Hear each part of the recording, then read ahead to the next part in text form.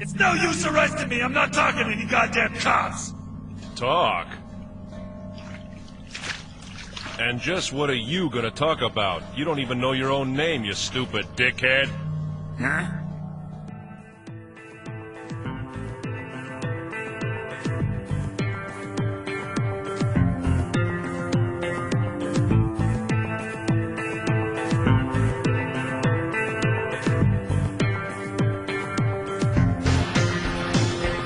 Episode 57 of the Cult of Matt and Mark Cult Film Review Podcast. I'm Matt. And I'm Mark. And make sure to visit our website at cultfilmreview.blogspot.com or shoot us an email at cultfilmreview@gmail.com. Still no phone number yet, but we'll get there. Maybe by spring. Maybe by the thaw we'll get there. So, yeah, who knows? Oh, it's I tried to set one up, but this blizzard in the Northeast has had totally. And we're like Sorry. 3,000 miles away in the Northwest. That's how bad it was. You know. I got a little. It was so bad. I got a little snow here. Yeah, well, the news coverage, it was snowing out of my television set 24/7, you know. Al Roker. Oh, I didn't actually turn on Al Roker. He was so scared he shit his pants. Oh, I thought he'd be like masturbating to this, you know, to the snow, because that's like his big moment. I mean, it's like orgasmic, you know, if you're a weather guy and, you know, there's like a major snow event, whatever. I don't know. Interesting clip you chose for this week's movie, Ghost in the Shell. You know, I'll be honest with you. I wasn't too crazy about the English dub. I never noticed it before, but I watched the Japanese subtitled version this week carefully, and then I just took a meander around the English dub. And the English dub is not good. It's not. It's a bad. It's not that. It's a really the voice acting, especially for the Major. I thought she was super flat. The voice actor. Yeah, I like the guy who does Batu and some of the other characters, but it was just distracting how poorly the voiceover was done, and also the translation varied quite a bit. Did it? The subtitle was, you know, I'm just assuming the subtitle was more along the lines of the original Japanese, since I don't speak Japanese. Well, that was my major concern was, am I just watching closed caption of the English dub? It didn't seem like it, though. I don't remember anybody calling anybody a dickhead in the. Oh, did you watch the subtitled Japanese version? I did, yeah. Okay, well, I'm glad. That way we both saw. I don't think I had seen that one before. I think I just saw the English one. But I went through the English one to try to find a clip, and it seems like they dumbed down some of the dialogue. I just don't remember dickhead. I just don't remember that. No, line. they didn't use those words. They changed a lot of the wording, talking about, you know, some of the details, and there's a little more artful. At least the subtitle was a little more literary. Yeah, sort of more literary. Like they used at one point when Batu and the Major are hanging out after doing some diving, having some brewskis in the early evening on the bay by was it Newport City or something? Yeah, Newport City, which is a sort of a stand-in for Hong Kong. Yeah, I know. Yeah, I didn't know this before. I mean, you would guess because of all the names as Japan, but all the signage there was. I didn't see any kana on any of the signs. No. Well, I watched a little bit. It seems like they were all like traditional Chinese. Only. I watched a little bit of the extras on the DVD, which was somewhat limited, and there was an interview with Mamoru Oshii. Is that right? Oshii? I'm terrible with Japanese names. Anyway, Oshii? Yeah, you should sort of hold the E sound. He had mentioned that he was inspired, or that this took place in Hong Kong, but a future version. Obviously, there's a sort of balkanization of city-states. You know, there's Sector 9, Sector 6, and then there's that. Oh, no, Sector 9 and 6, those are those are like provinces of the or government. No, right. Those are divisions of the government. Oh, they are. Oh, I thought they were regions. Okay. Sector 9 is like the special operations, sort of tactical operations division of the government, where they go to do killings, like we see in the opening sequence where the Major does an assassination. And Sector 6, which they have a lot of runs, is the diplomatic corps of the government. Oh, okay. Which is the people that are behind all the machinations that are giving everybody a headache. Well, there's a mention of some fictitious city or nation state, you know, because there's refugees. Well, this is supposed to be after I think a couple of wars, so you could imagine that Japan's wet dream was fulfilled, and they permanently held on to some Asian mainland territories like Hong Kongy sort of area. There you go. All right, let me get into the plot rundown here. It's going to be a little bit long, so bear with. I know you get a little antsy with these long plot rundowns, but check this out. Here, I'm pushing my mic away. Go for it. Oh, okay. All right, here we go. In the year 2029, the world has become interconnected by a vast electronic network that permeates every aspect of life, which I believe more or less is the internet now, but the 1995 version, I guess. That same network also becomes a battlefield for Tokyo's Section 9 security force, which has been charged with apprehending the master hacker known only as the Puppet Master. Spearheading the investigation is Major Motoko Kusanagi, who, like many in her department, is a cyborg officer, far more powerful than her human appearance would suggest. And yet, as the Puppet Master, who is even capable of hacking human minds, leaves a trail of victims robbed of their memories. When Section 6 gets involved in the case, she is forced to confront the fact that there is more than meets the eye, and that the Puppet Master may hold some of the answers she seeks. But little does she know that he has been seeking her as well. All right. That's plot rundown. So, 1995, that was, I guess, the heady days of the internet, and cyberpunk as well, the subgenre of science fiction, probably most notably pioneered by the writer William Gibson and Neuromancer and all that kind of stuff. So we're getting a lot of inspiration in pop culture, and apparently manga and anime as well, from that kind of seminal classic and everything that came after that. Yeah, I mean, certainly, and this sort of dive in net surfing sort of idea was that's Neuromancer, co-opted by a million different pieces of science fiction over the years. So I guess historically speaking, we're 2029. We're right now at 13. So we're about halfway in between the projected day and when the film was made or the manga was written. How close to the mark would you ever envision this future being to what might happen? Well, one problem about the idea of a consciousness that is, not based in the brain, which is, I think, a perfectly reasonable thing to posit, and something that, as long as nothing too crazy happens with humanity, we'll probably figure out eventually. The big problem with that is consciousness requires a huge expenditure of energy, like we were talking about last week. And whether it's artificial or not, it doesn't change the fact that you need to burn calories to think and to have consciousness. And the idea is like these ghosts that sort of can float around without having some sort of processing ability attached to them is sort of goofy. I guess, I mean, maybe the movie doesn't explicitly state it, but it just seems like a software has to exist somewhere. It has to burn cycles on the CPU. So let me kind of hatch my theory about ghosts and shells, I guess. Yeah. What is the Bits shell? And bobs, I ghosts guess and just shells. The body, yeah. I mean, the shell is a reference, obviously, just to the human form. Like, when somebody's burnt out, they're just sort of traumatized, or they have PTSD. They're just a shell of a man, which sort of like those humans, like we saw at the beginning of the episode, who was a dickhead. He had been ghosted, or he had been puppeted, turned into a puppet. So if you just kind of have the what's the right word, the automaton of a human form, then there's I guess a higher consciousness, which more or less is sort of a composite of memories and learned skills, I guess. That's what I always think of, like, what is a person? And to me, a person is, you have amnesiacs who still have all their native skills, like they can play piano and speak and read and do all that, but they don't have any sort of memories to recall. So it's kind of a combination of memories and sort of muscle memory or skills that comprise a human, at least in my version of it. So if you're talking about a ghost, I would say it's some kind of a construct of those two, the combination of things.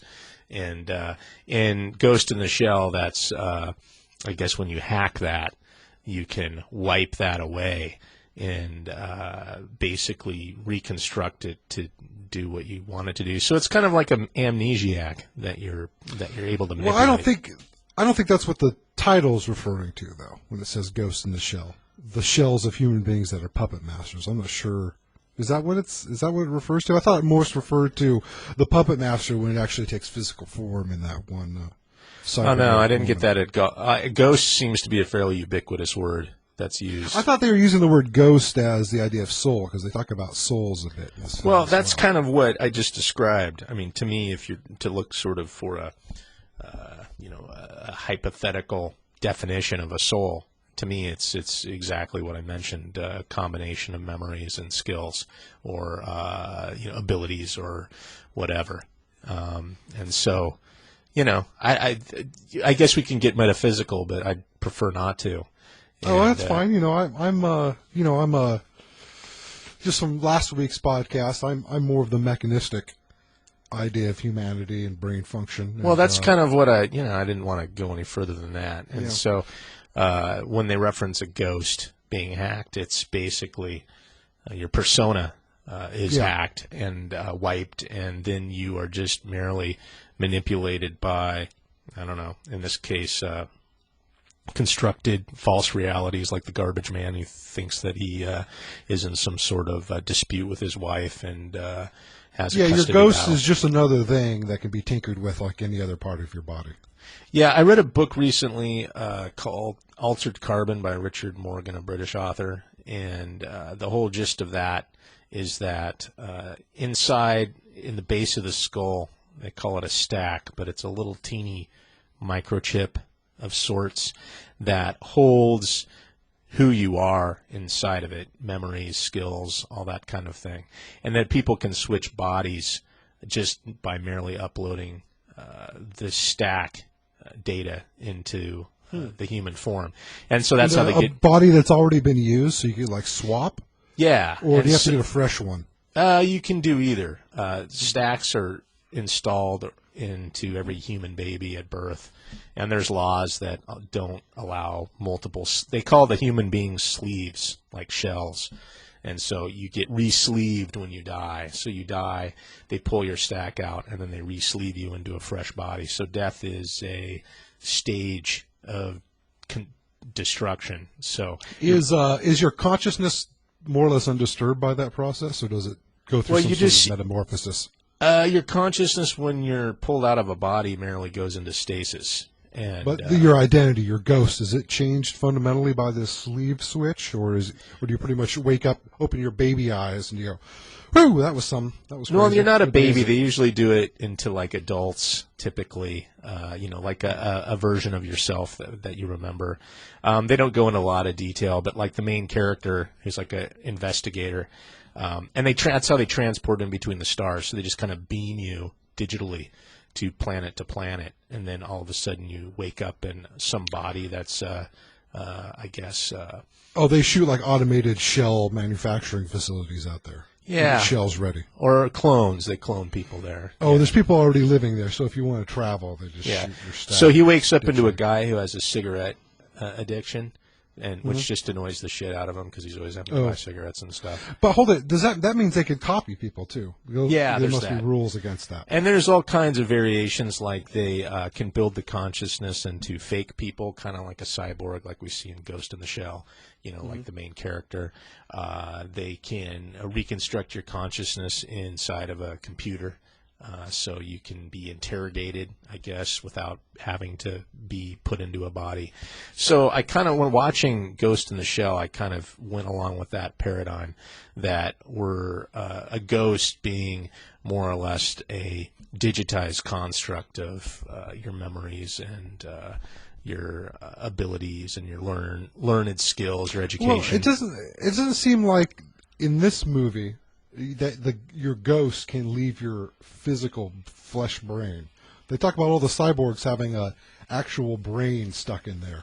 Correct. An original body. So they're not able to totally transfer you over to some sort of artificial or even another organic. You always have to, your brain always has to come with you. You're still stuck there. Yeah, exactly. So it would be like, and so I was thinking that as opposed to transferring, except for the Puppet Master seems to hack in to these cybernetic brains and then wipe and reconstruct some fake consciousness or fake well, it's almost like persona. you just brainwash somebody through traditional techniques. Yeah. So And plus, they make a point that there's no brain in the Puppet Master. They say just I think they call it the computer secondary computing center or something. That's actually in that one automaton that the Puppet Master takes over in this film. right. Well, he takes over several people. I thought. Well, no, I mean where it actually exists. The Puppet Master actually takes up residence in the one being. Yeah. Yeah.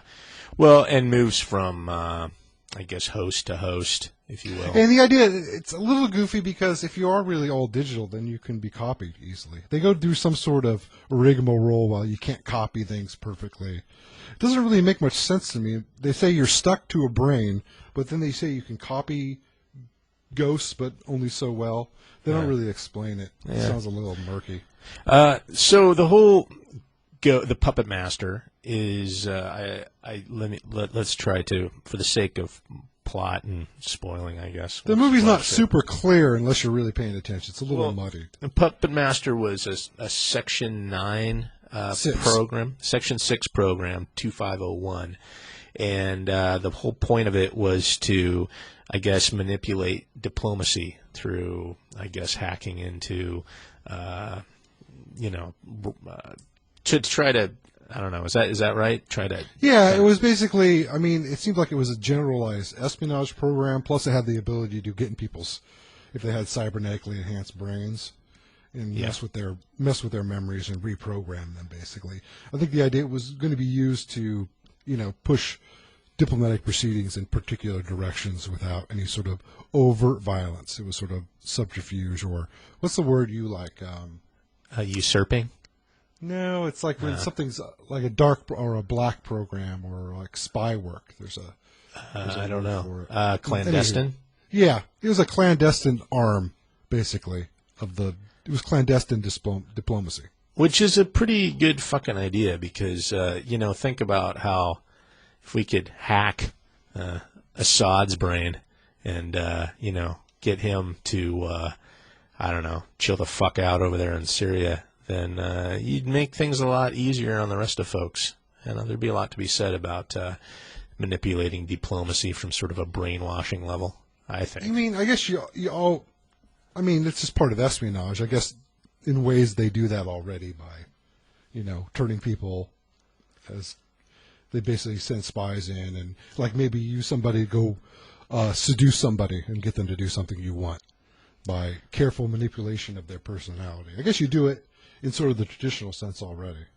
Well, it seems like a plausible reason to create the Puppet Master. I guess from that aspect of the film that and the thing is like I've noticed this, and maybe we can get into this a little bit later about the complexity of anime and at least Japanese plotting. It seems to be a lot more. What's the right word? Intelligent, maybe. I say that kind of with a little grain of salt. I just think it doesn't make itself really clear, and not in the sense of dumbing it down. I think you're so focused on the animation and the visuals that I think maybe the storylines don't get completely baked. Well, I always seem to be, Akira, which is another movie I want to do, lost in. You get thrown into a scene like in the beginning there. You get thrown into this diplomatic scene with the main cyborg character. What's her name? So I just call her the Major. The Major. Her name is Motoko, but Yeah. they always just call her the Major. You get thrown in, and people are like in mid-conversation, and then you got, she's Section 6, and she's about ready to kind of infiltrate and assassinate, but yet the police are on top of it. So there's like a lot of stuff going on. You're just kind of thrown right in, which I like. But again, when you, like you said, you're really focused on the animation there at the beginning. And, yeah, that opening scene is meant to be more like the opening scene of a Bond movie. Sure, it certainly has echoes in the rest of the storyline, but it's meant to be sort of a cool action piece. And she's wearing that skin-tight, flesh-colored bodysuit, and it's supposed to be a little risque. And there's some slow-mo, and there's a gruesome head being blown up. Oh, yeah. It's really an action movie intro before the credits scene. And then they have a standard Bond-type credit scene where there's some female form sort of floating around some sort of ether. Correct. While the credits roll. So it's just, I sort of take it as sort of a Bond thing. We can try to dissect what it means, and I'm a little confused about it because, it does, without being knowledgeable, you can't really figure it out till later if you give it some thought, because you got to think about this idea. There's this Section 9, and it's sort of an extra political arm of the government to do targeted assassinations. The actual... I thought she was Section 6. No, Section 6 is diplomacy. Section 9, actually the name of this movie in Japan is not Ghost in the Shell, that's its English title. Its literal translation from Japanese is Mobile Armored Riot Police. Yes. Yeah, right. So it's really just it's just a special branch of the some sort of federal or national government. Right. With extrajudicial killing powers and things, such things. Right. So that sort of makes sense if you look back on it, once you pay attention to that there can be two government agencies working sort of in opposition to each other just by the nature of their mandates. One thing is that I found a little confusing is they're killing this diplomat who represents some other Asian government, and so they can disrupt them giving political asylum to a Japanese former like a former junta leader, like a general or something. Well, there's that. Oh, yeah, that's right. But also there's some sort of programmer involved in this that worked for that American company. You know what? I don't want to get too far into dissecting the plot, because I think the plot at least is a skeleton for the bigger questions that the film brings up or tries to bring up. And yeah, go ahead. I think, while it's kind of seems to be intricate and, highly detailed and maybe not totally baked, like you said, it seems that it's more of just kind of a mantle to hold the bigger questions of the film. And the biggest question of it all, I think, is this, Is Batu gonna fuck the Major at some point? I think is the big question. Is the cyborg fully sexually capable? I think that's the big question. I think that's what's on everybody's minds here. Exactly. I paused really closely in some of those news scenes. I can't be entirely sure. I'm going to be honest. I'm a little, maybe a little Barbie doll action going on. You were looking for some camel toe that was possibly not there. So, you have a multi-million yen cyborg. You couldn't install a fleshlight. Come on. Oh, I'm sure it's there. Just for tastefulness. They sort of did that simplification of the external genitalia. For Christ's sake. Well, otherwise they'd have to blur it out, because remember there's a weird genital rule in Japan where you can't show some particular parts of the external genitalia or something. Which brings up the whole topic of anime tentacle porn, which we could go on for forever, but I choose not to. Yeah. Yeah. Well, I'm sure you'll bring it up with one of your picks in a few weeks. What's the most notorious one? Urutsukiyoji. Is that the Legend of the Overfiend? Oh God! Oh, for fuck's sake! We can discuss the Nazi fuck energy automated machine that they have there at one point. Yeah, I'm not sure what the Nazis are doing there, but well, they're just thrown in for good measure, for yucks, tossed in. Yeah, whatever. Okay, no, the bigger question Kusanagi ponders: the very nature of her existence. I'm reading this off of Rotten Tomatoes. Is she purely an artificial construct, or is there more? What exactly is the ghost? Her essence in her cybernetic shell? And this seems to be a little bit of the material coming up short. she's a pure cyborg, so she has all these human mannerisms, and I don't know. It seems like you would have had she's a total body replacement, to use our old cyberpunk role-playing game terms. Okay. Is there a human brain left there? Yeah. There's a human brain. When Oh. she's talking to Batu, he talks about her brain still being in there. So And it's like in a titanium case. Remember, he takes her head at the end of the movie and plops it on another body. I didn't know it was organic. I thought she was just, a construct, computer program that was running inside of a giant robot. But you're They saying meant to that suggest that. I didn't see it. I'm pretty sure they talked pretty honestly that there's a physical flesh brain in there.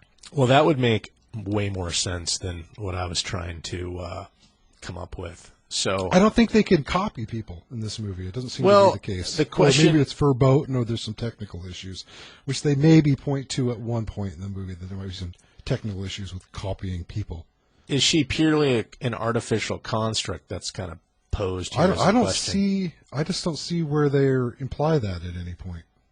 That she's not a real person. That's by nature of her career has done a total or some sort of accident. I just didn't. Okay. Well, that seems like the logical conclusion, but I didn't see anywhere in the film where that was fleshed out, pun intended. I didn't really. You know what I mean? Did you? You're saying the movie suggests that she's completely artificial, that she's like a designed military special ops kick murder squad. Yeah, Kick Murder Squad, right? Yeah, she's with only like a few years to gather the empathy of I don't know. No, that's not the case. I can't imagine that's the case. Well, it would make sense because she seems to be able to joke and quip and I don't know, have some sort of human sensibility that definitely makes her way more human. It makes sense that she has a flesh brain in there. She was moved from her original body at some point. Okay, I'm going to buy That's that. what makes sense? Is that what you're saying? Yeah, that's what makes perfect sense. But Well, I think that's what the movie means to tell you. so brains Because that's the whole point of the problem with which they sort is a little ham-fisted. The whole problem with the Puppet Master is he's missing some sort of essence of life to reproduce or some bullshit at the end of the movie. Oh, I mean, that's yeah. pretty hokey, right? That is and he has to hokey. fuse with her in order to go on to live or something, and then he has to die. It's convenient that Section 6 blows him up right after he does his mind meld. Right. So, look, that's hokey. That's ham-fisted hokey, and it doesn't make a lot of sense. Didn't we watch? I thought we reviewed a movie that kind of it got a little metaphysical with I don't know, and like what is it to be alive? I think I always dismiss that kind of crap. Well, for starters, because I'm an atheist, it doesn't really jive with my I guess sense or philosophy that. Well, I mean, it's a good idea to ask what is consciousness and what makes this something interesting. Self-awareness. Yeah, I think that's an interesting field to study. I mean, if you want to gloss it over with some sort of magical thinking, then No. it gets a little hokey. But you got to make sense of the world. I don't have a problem with anybody doing that. As long as they don't force feed it down to anybody else's throats. So, have you heard? I was going to bring this topic into the conversation, but of the technological singularity. Have you heard of that term? Yeah, I'm hoping for it. I'm pulling for it, man. That's the only solution. So, just a quick overview for our listeners who aren't sci-fi geeks like myself and Mark to a lesser extent. The technological singularity is a theoretical emergence of superintelligence through technological means. Since the capabilities of such intelligence would be difficult for an unaided human mind to comprehend, the technological singularity is seen as an occurrence beyond which events cannot be predicted. Proponents of the singularity typically state that an intelligence explosion that I screwed that sentence up. Proponents of the singularity typically state that an intelligence explosion where superintelligences design successive generations of increasingly powerful minds might occur very quickly and might not stop until the agent's cognitive abilities greatly surpass that of any human. So in this film, this technological singularity, I think, was popularized by the writer, sci-fi writer Vernor Vinge, who I've read one of his books, didn't like it, but that's beside the point. Good idea, bad writing, or just kind of, yeah, a little bit of that, and the whole the way this relates to this film, I guess, and I didn't know if this is before or after that concept, but like the Puppet Master would be kind of that spark of the technological singularity where we create a artificial mind that then produces another artificial mind, and then so on and so forth, and then intelligence sort of explodes beyond the human brain's ability to predict or even know it, So yeah, I mean, I guess that's sort of the generalities they're going for, that he was an autonomous program that was created, and by his experiential, he goes on to say it, that as I surfed through the internets, I learned more and more until I became aware. yeah, And then in order to and then he goes into that hokey reproduction business, which doesn't make any sense. it does and it doesn't. Except from like a poetic standpoint. Well, you can utilize like genetic algorithms for engineering purposes, and I've used them, but I don't think that's what this is getting at, where you kind of take the best of two models and then merge them and build on that iteratively. Well, they don't even explain what any of the aspects of the merging event are exactly. Sort of what it Not is. really. They're not going into it at all. You Just just some get sort the of dive. we're going to merge. All right, we merged. Yeah, and now I'm a little Now, girl. a whole new world of possibilities, and I've been reborn like a phoenix. I rise from the ashes. I'm metaphorically a To a- little girl, a new child. Yeah. That's all you can find on the black market. So that's kind of I thought it was apropos to bring that into the conversation a little bit. I mean, the idea of the singularity is a pretty solid one. If you really can make an artificial intelligence that's separated from the traditional DNA-based natural selection methods, where you can naturally select it through direct or directed engineering, through very fast successions of generations, basically, that you could. There's a new growth curve you're going to hit until you reach some other limit, maybe a thermodynamic limit on thought. Yeah, and But, and actually that point you made just there about thermodynamic limit is one of the major criticisms of the technological singularity. That for starters, it's not a matter of I guess memory or hardware, but there's a limit to the speed at which you can compute, which you would be able to create a artificial intelligence of comparable to a human being. You just can't. It would just get too hot. You just lose too much energy trying to create. You create a lot of heat. thermodynamically something that's because in order to order a system, you have to decrease its entropy locally. And if you're just ordering ones and zeros, you're still ordering a system, which means you're going to have to increase entropy in the outside world, which you're basically going to have to expend a lot of energy as waste heat. I studied At some point. and I studied neural networks for quite a bit in school, and neural networks are a computational simulation of what actually occurs biologically in the brain. So it's like associative networks and associative processing and that kind of thing.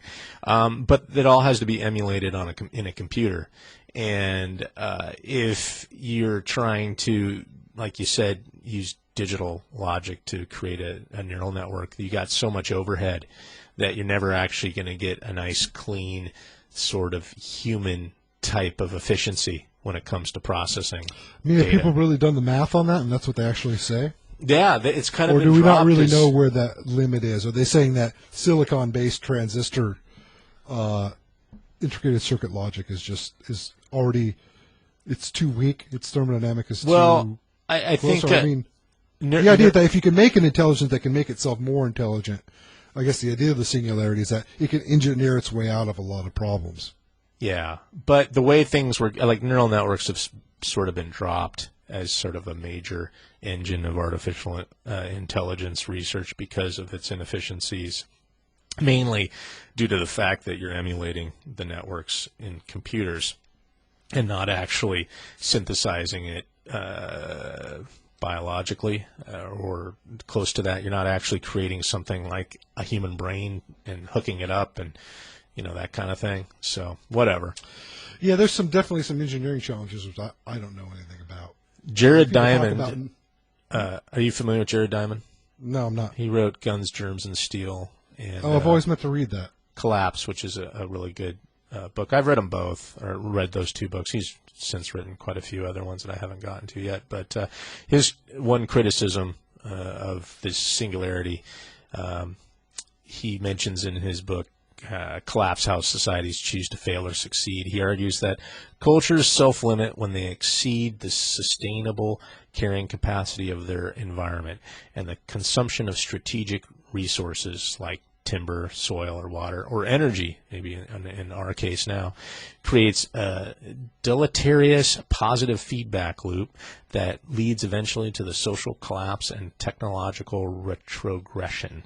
So his argument is that you get to a point where what your resource carrying capacity is too high, and it basically, you hit an exponential level of that. And we always argue this in science fiction, you and I, about energy. Our society's been energy limited for about at least 100 years. I mean, we hit a wall a long time ago. That's why we don't live in the Jetsons world. Correct.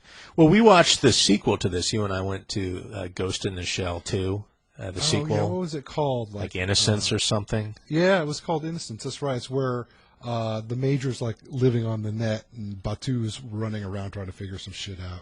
And there's a scene with some ship flying through this ghost town, but the ghost town is just this monstrous, huge, futuristic city. Yeah, that's gone to hell. Yeah. And you were just sitting there watching and going, oh, the energy to create something like that, the ability to manufacture a future that is represented in manga or anime would just consume so much resource, so much energy that it's almost infeasible. Well, you need a energy revolution. You need some sort of incredibly inexpensive source of some sort of motive force. And I don't see that happening. Unless there's some revolution in engineered fusion or something. You're hard limited by the sun. So I think Jared Diamond's point is that, as it sits now, we're still burning dead dinosaurs to generate a futuristic society, and that we can do it for a few hundred more years. Yeah, but something's going to have to change, and it seems a little pessimistic, his point, but that won't happen. I don't see how that necessarily leads to the singularity. He says the singularity is there's so many engineering challenges before that's feasible that we just can't sustain this energy output in order to allow us to engineer our way to it. Yeah, that will hit a resource wall before we hit a technological singularity wall. event. I don't know. I mean, there's a lot of hand waving on both sides of that argument. All right, I'm hoping for the singularity. Yeah, well, you want Skynet. I'll take Terminator 2. Yeah, you want Skynet to basically render humanity into kind of a paste and move on. Look, it's going to be a hard couple hundred years, but after that, the machines they're going to get bored. They're going to get. We built all these killing machines and we killed them all. What are we going to do now? They're going to get bored. They're going, well, let's figure out the world and the universe. Well, that's our only hope, They're going to right? have the freedom to do it. Yeah. Man's never going to fling himself at the stars. The machines are, I guess not metaphorically, but literally our offspring. So yeah, that's the best we can do is fling some little rovers. That's that it. are semi-autonomous to the nearest planet to us. Or that's it. The second nearest. I guess Venus is closer. So adopt a cyborg, kids. Get out there and go to the pound and grab yourself a cyborg baby. It's too bad robots suck so much. But anyways, we'll see what happens. They do. I mean, we won't see what happens. It will be long. I'll be dying at 52 from a heart attack. 52, man. You got like how many years? I got you like 15 years. 15 or 14 years. Oh shit! I better get busy. I got a lot of stuff to do around the house first. Make yourself worthwhile. Yeah. Well, at least you won't be a drag on our healthcare system. That's right. That's right. I'm doing my part. That's why I'm not saving anything for retirement. You might be in the ICU for 12 hours, but, whatever. Yeah. Thanks, man. You'd make a Republican proud. All right, sorry. So, I mean, I guess that's pretty much the story then. I mean, there's a political intrigue story. There's some great... How about the animation itself? We haven't talked about the production much. Well, okay, and this is kind of one of my have a big beef with American animation, and that's why anime is such a I always get this wrong. I always say breath of fresh air, but no, breath of fresh air. Oh, fresh of breath air. Never mind. Okay, I got it right. No, that's right. Breath right. of fresh air. That's the saying. Anyway, because why in the U.S. are we forced to do animation for children? Why is everything that this fucking country cranks out, that's anything related to animation, is always geared for a child? And thank God that, Japan is it's in, anime and manga is sort of a cultural adult type of storytelling that we don't have in this country, flat out. We have comic books, but comic books never translate into animation and film. They always translate into live action. And it seems, I don't know, it kind of is a little depressing because... I think a lot of them, I think there's certain market forces surrounding it that films need to have a certain level of profit. I think there is some good animation being done for television by Americans. Really? Which, if you look on Adult Swim's had a lot of neat animation. Like Archer, that kind of thing? Yeah, Archer and Aqua Teen Hunger Force. And also there's been some, they did an animated version of The Dark Knight Returns. I heard Alan that. Moore, and I heard it's really good. I haven't seen it yet. I did hear that, where too. he fights Superman in the future. And I think that'd be that's maybe one of the greatest graphic novels of all time. And I've heard people say that it's an excellent adaptation. So I think the market-wise, it's a little more geared towards television. And that's the way it is in Japan, too. Most anime is video. Straight-to-video type stuff. And this is like a big film with production costs. And, I don't know if you should be so hard on American animation. I mean, the big films are animated kids' films because you get the whole family to come.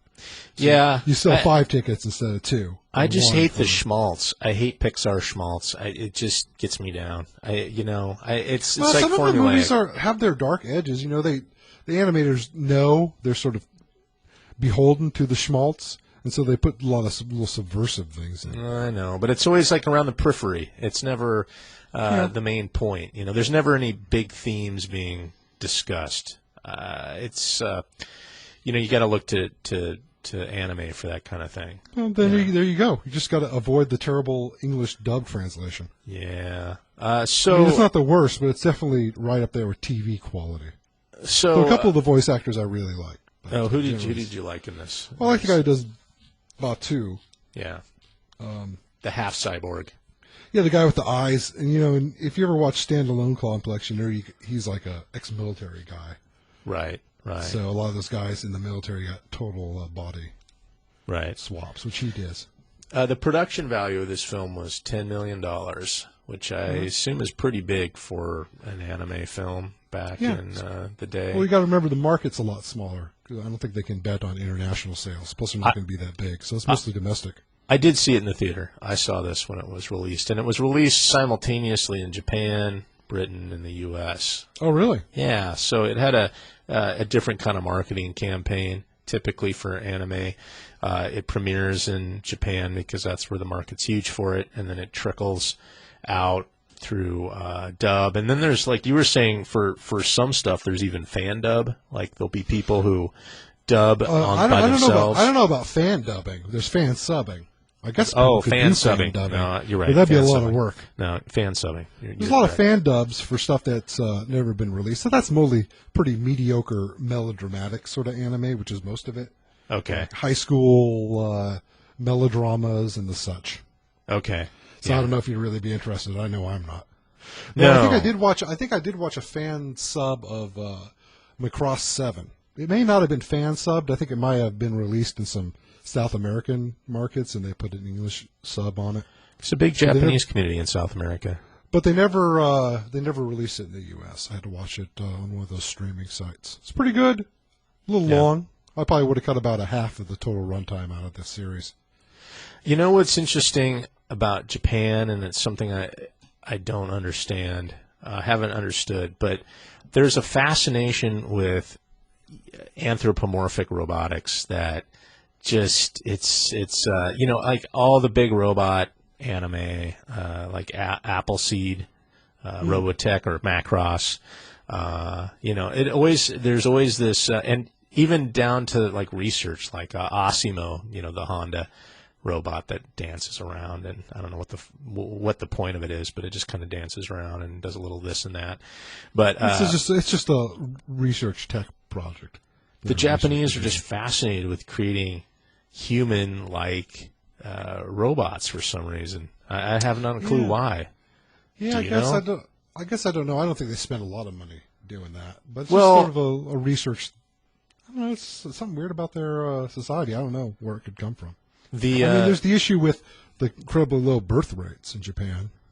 No, I think it's something different than that. I just think of like, Mecha, that whole notion that. Well, just think of like the giant robot stories from the 50s and stuff.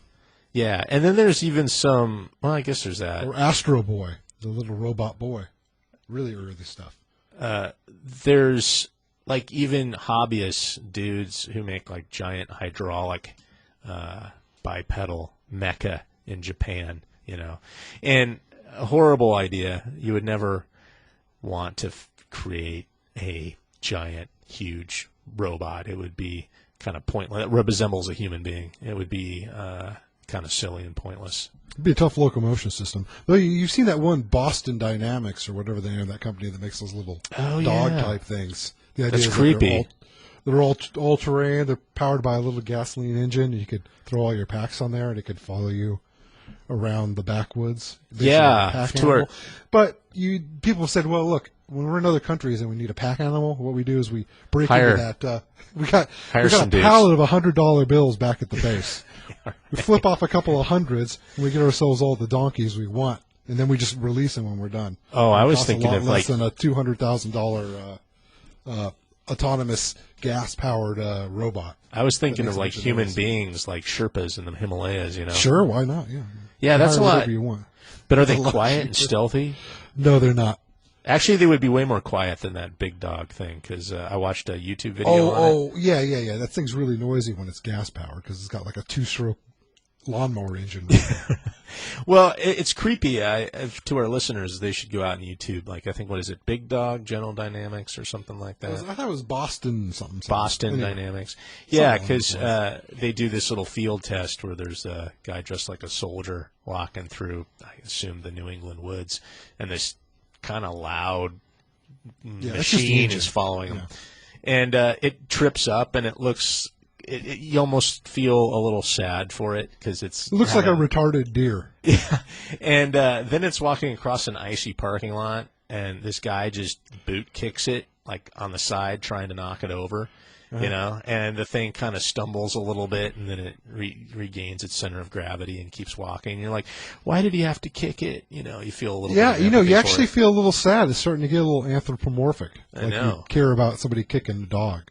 Exactly. Yeah, that's kind of the weird thing about it's crossing the line.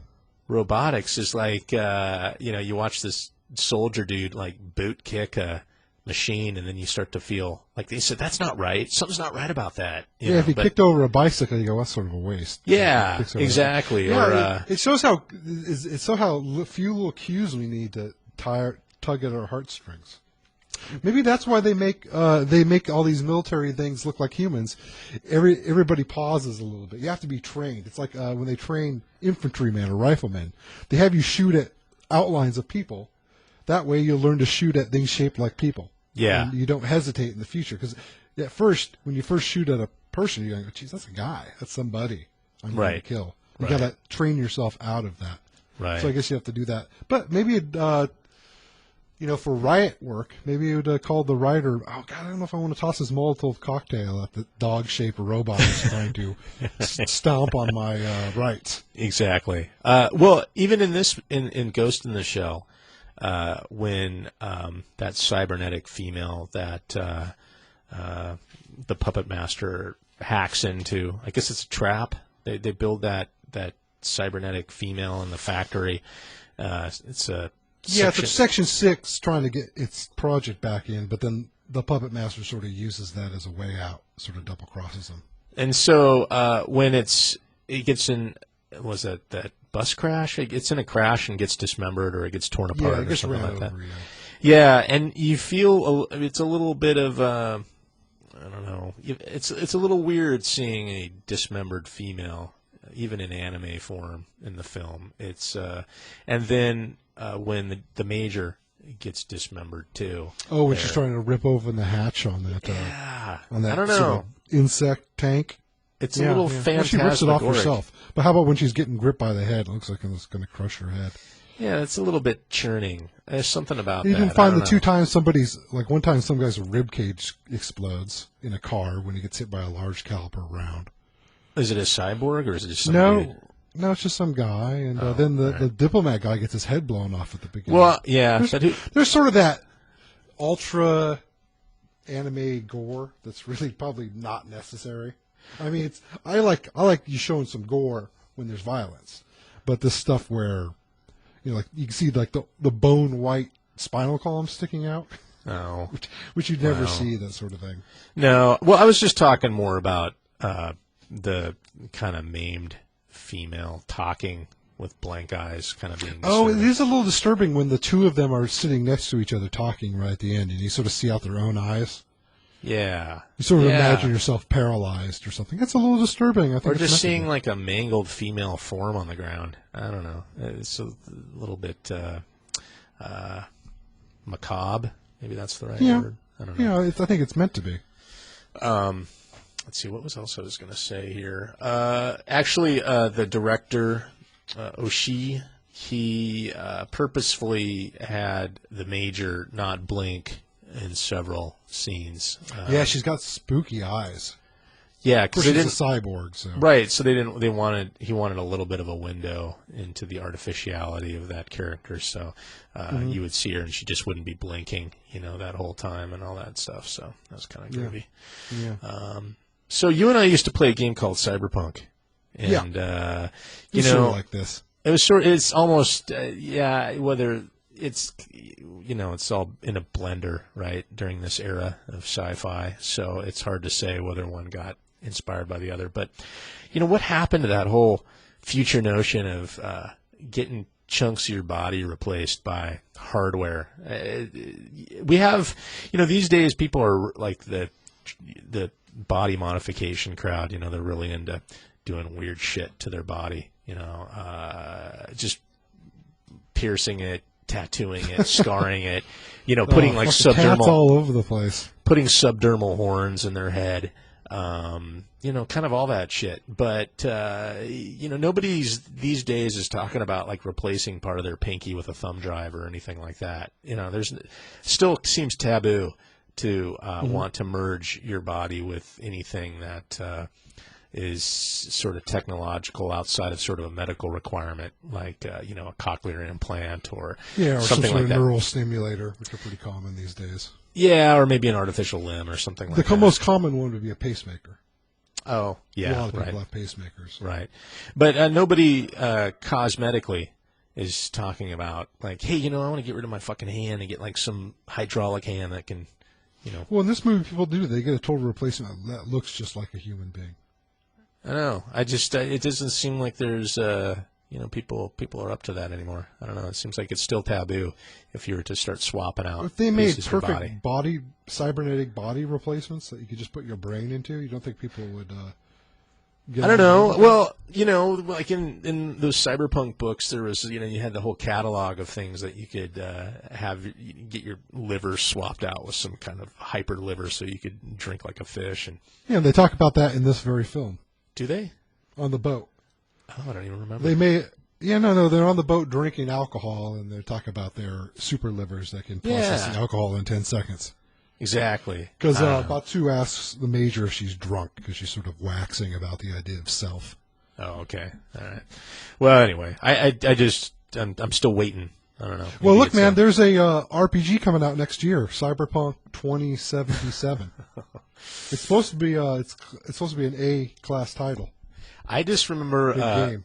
we played the it was Artel Saran was the maker of that film or was film 2020. that game, and you and I, it seemed like we spent hours trying to choreograph or play like 3 seconds worth of game time because like you'd shoot like 1,000,000 bullets and you'd have to track where each one went, you know. Yeah. And there's some kind of fundamental flaw with that game, but we did play it quite a bit. Oh, you just really had to choose your when you're designing a scenario. You had to limit it to like maybe 2 gunfights. Yeah, you couldn't just be gunfighting all the time. Yeah, and then, you have to have like 2 gunfights. Then that was max, because those are like going to be a couple hours each. and then if you had a character that was a hacker, they would have to go off and like do their hacking bit of the game while all the other characters sat around and waited for them to hack a door. Yeah, you know. you had to make the hacks fast.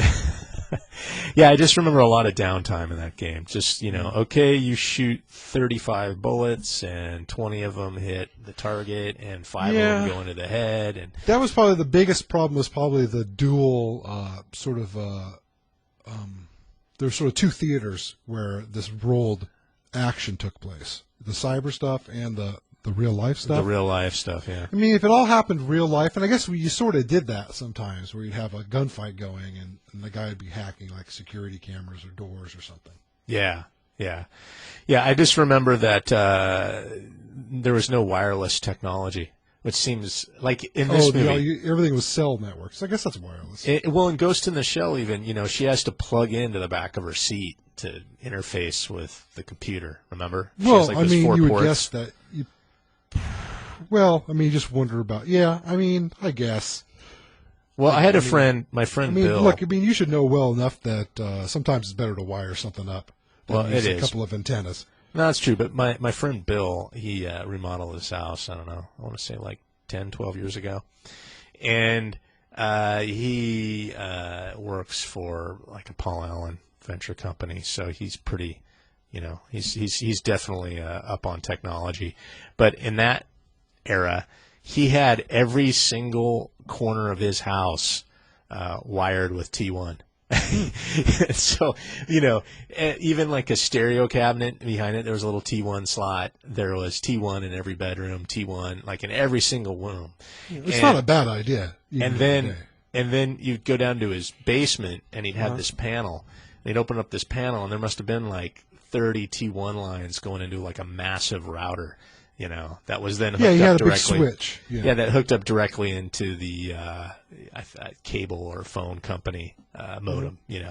And now, shit, man, you just drop a shitty little Linksys wireless router and hook up 1 million devices to it in your home. And you get a little bit of, like, you're right. It's better to wire things up if you're doing any throughput. Especially you got installed like entertainment center or something. You never have to worry about it. But you wouldn't have to, like in Ghost in the Shell, you have this little 4-port that she has to click into in the back of her head. Now you just like Bluetooth that shit. So you'd certainly do that with implants, but I don't know. Whatever. Sometimes a wire's best. Especially you wonder about the incredible data throughput they probably have to have for all this shit. All right. Well, you're making a good point. I was just trying to point out an anachronism and whatever. Anyway. Moving on. Yeah, no, that's cool. All right, let's get into the Ebert.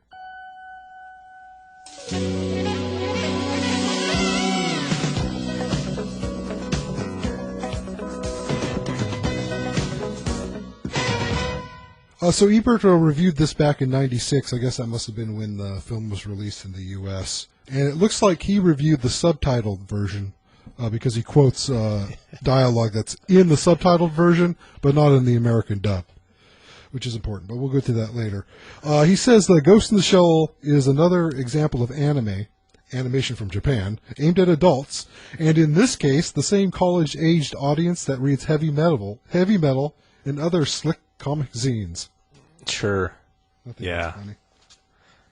He says it includes a song performed by U2 titled 1 Minute Warning. I didn't even recognize that one. And it must be all instrumental. It must have been one of the... There's a few instrumental scenes in this film we didn't talk about, which I really like. The music is great. There's like a scene of some futuristic jetliner cruising over a neighborhood, and then it's like a vocal track that's there. That must be it. And there's sort of scenes of the city.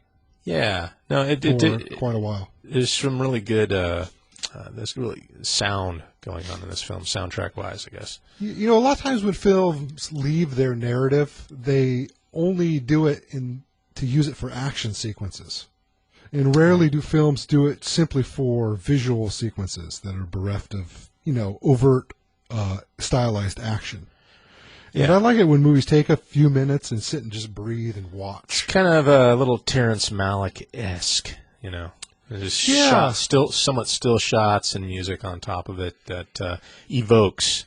It's not necessarily enhancement; it's evocation or evocation of the subject. In this matter. case, the setting, sort of the city. Right? Yeah, I like that moment. I guess that must be the U2 that I didn't recognize it at the time. He says the major characters can change shapes, I'm not sure what that means, become invisible and dive into the minds of others, which places them not so much in the future as in the tradition of Japanese fantasy, in which ghosts have always been able to do such things.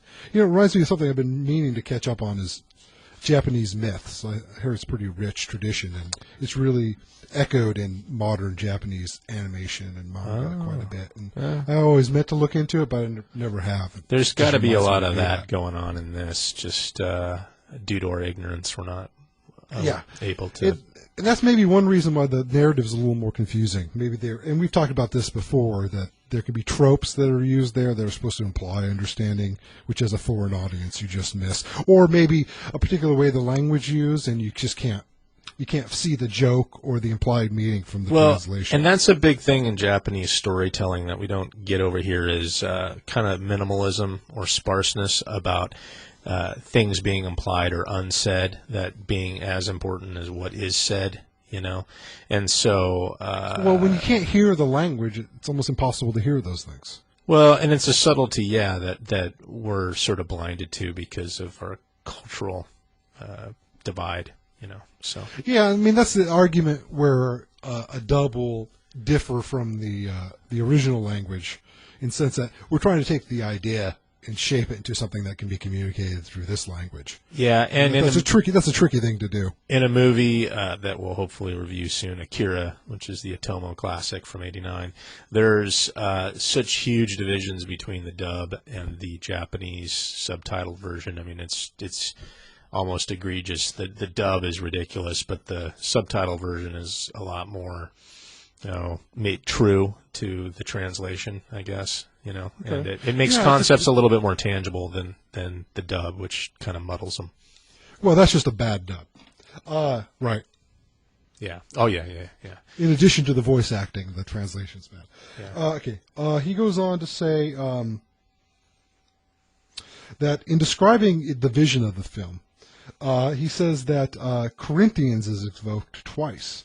And where he says, you remember the scene where it says, "For now we see through a glass darkly." That's sort of a classic. Yeah, that's line. a very classic line. And it's not in the English dub.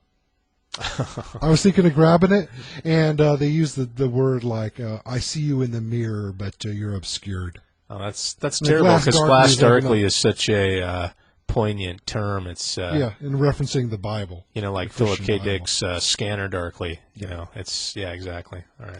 So, and he has another quote there too. So that was one thing that really disappointed me because I was diving in afterwards to grab some hard hitting dialogue, and Okay. I was like, "Oh, Jesus Christ! I couldn't even put the Bible quote in this." He says, then he goes on to talk about salarymen. Let's see here.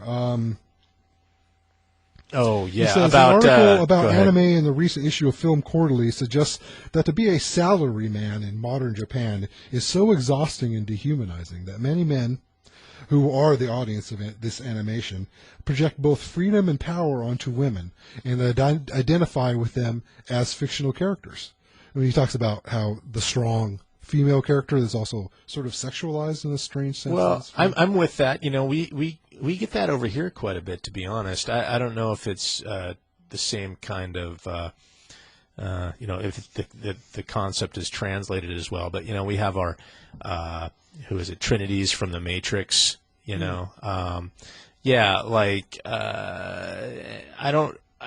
it's a little different from what you described, but there definitely is a you know, I mean, hell, I'm going to be chained to my desk till I'm dead. So, yeah, there's a little bit of, Oh, man, you're going to get to retire before you're too old. fuck no, I'll be But dead. I'll die you know, of my I think desk. we can both agree that women should get back in the kitchen where they belong, right? Yeah, Mike currently is barefoot and pregnant, literally in the kitchen as we speak. So. He says that this would help explain the other recent Japanese phenomena of a fad among straight teen boys to dress like girls. Yeah, that's kind of weird. Not familiar with that. So he sums it up, and he gave this 3 stars, by the way. I don't know if I mentioned that at the beginning. That this particular film is too complex and murky to reach a large audience, but I enjoyed its visuals, its evocative soundtrack, and its ideas. I guess you sort of have to appreciate it on that end, even though it's a little muddy. There's plot-wise. a point that he makes about the dialogue, and it's one of actually it's a hallmark of bad science fiction. But the movie has a tendency, as does a lot of traditional science fiction, for its characters to talk in concepts and abstract information. Sample dialogue. Aside from a slight brain augmentation, your body's almost entirely human. Or, if a cyborg could create its own ghost, what would be the purpose of being human? Or, you're treated like other humans, so stop with the angst. It's the self-awareness of characters living in a science fiction universe that's always kind of a hallmark of bad sci-fi, and you used to get that a lot back in like early 50s, 60s. It was like, I'm going to take my ray gun and dial up the phaser. transponder. Yeah, it's basically a tech speak for the only benefit being for the reader to get caught up with what's technologically it's going sort of on. like when you see a pilot of a sitcom. The first scene, everybody describes their relationship to each other. You know, the mother will come in, and you be nice to your sister Sally. You know, Yeah. she's a year ahead of you in school, and you should look up to her as a role model. Right. And Things like that. so unfortunately this trips up there because some of the best science fiction, the characters are completely creatures of their world and are ignorant as to, you know, the level of technological prowess. So, you know, as opposed to the future being like a commercial, you know, where somebody whips out their iPhone and describes the features and I am going to use the agonizing touch detail. interface with my fingers. Look, I am going to pinch the Yeah, exactly. image Well, to yeah, make it it's smaller. they have to describe the advantages, and somebody will pull out like an inferior device, you know, and you're like, oh, well, with the new, you know, one-click printing, you can, you know, whatever. Yeah, exactly. So it's kind of that thing. That, Yeah, it's a little lazy. lazy. It's a lazy Right. way to get your reader up to speed. Exactly. But this But is a I can movie see that- how it's very seductive, especially when you're limited. Especially this has like an 82-minute runtime. Yeah, it's short. It could have been a little longer, I thought, but you know, it worked. So, anything else on Ghost in the Shell? Any other little tidbits? No, I enjoyed the animation style, and maybe I'll have to go back and there's a little bit of computer animation in one scene, at least overtly computer animated. So this is sort of early computer animation. You can sort of see it. I like it. It's mostly hand drawn. Ends up being a little muddy. It's sort of low res compared to what we're There's- used to these days. Ghost in the Shell 2.0. It's not the sequel, but it's a basically an overhaul of this film with Oh, CGI. remaster? Really? They injected CGI into it. I haven't seen it, but it's just everything's been updated. It's kind of like Lucas's Star Wars upgrades. You know, the original. Oh, well, then I'm going to have to see it. Those worked out real well. Well, you heard about the new buzz, right? Disney bought out Lucas and is going to start producing like Star Wars movies like no fucking tomorrow. You know. Well, the thing is, the Avengers franchise has made so much money that they're going to basically do the Avengers treatment on the Star Wars characters, which means they'll have sequels where everybody gets together, and then Yeah. they'll have individual movies for all the characters. Yeah, so I heard there's like a Han Solo film in the works. You know. And, I don't think it's a bad thing. I think it's anything not as long as it's out of Lucas's fuck, hands. man, it's could better. it have gotten any worse? It could not be. It literally, when you got the guys over at Disney, there's no way it could be worse than those 3 prequels. Those were no. horrid. That was There's some no of the way worst it's directing gonna be and story done. writing. Yeah, the story writing, the dialogue, the acting. It was the perfect trilogy of terrible Shit, movie making. fucking horrible crap. So Yeah. I think there's no way it could be worse. And you know, be quite honest, if they make 5, 6, 7 films, probably a couple of good ones in there. Oh yeah. Well, and they'll bring in. Disney knows what the fuck it's doing. It's So, I mean, I'm sure the sequels where everybody's together would be pretty milk toasty, but I think some of the individual ones, there might be a couple of gems in there. Oh yeah. Like maybe a Han Solo one. It's got some possibilities. I'm kind of psyched, to be honest. I'm a little psyched for this whole. And new, if it's a bad one, I just won't watch it. exactly. Right? Oh yeah, So yeah. it's not that big of a deal. All right. So next week's film, I know a little. I know little about. Well, I've been wanting to do a Peter Sellers movie for quite a while, and you always think about Peter Sellers, you think of Pink Panther, or Doctor Strangelove, but looking around, it said probably his best performance of all his great performances are in Hal Ashby's Being There, where he plays a sort of an idiot savant or just an idiot named Chauncey.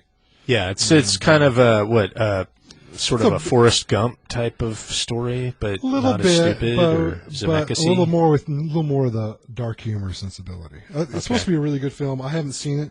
I grabbed it on DVD and looked through it briefly, but I haven't sat down and watched it. So it's supposed to be pretty good. So if you haven't seen it, I suggest watching it. It's supposed to be a really great performance by one of the best actors of the 20th century. Wow, the best, huh? I thought that's what people say. Okay. I'm not terribly familiar with him. This is one of those things I've missed. I just am familiar with the Pink Panther stuff and Doctor Strangelove, but I wasn't aware of his. This isn't a drama, is it? It's more of a. It's a sort of a dark comedy. Ah, okay, all A right. little acidic.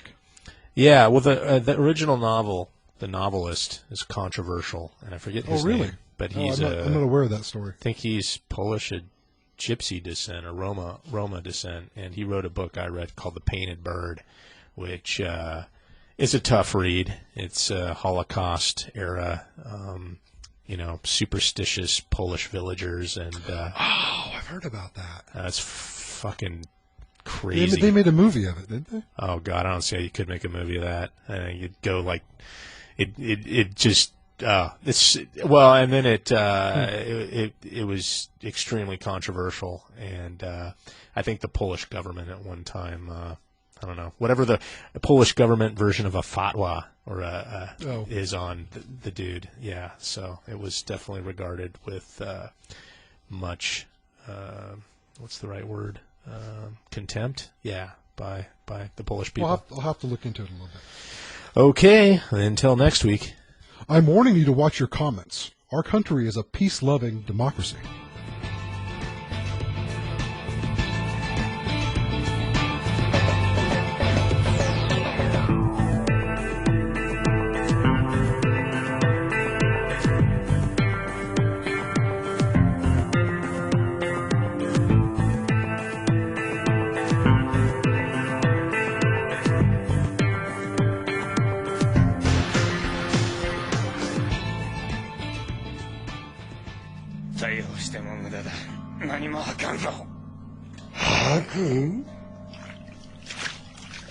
自分の名前も知らねえ野郎が偉そうなこと抜かすなバカ。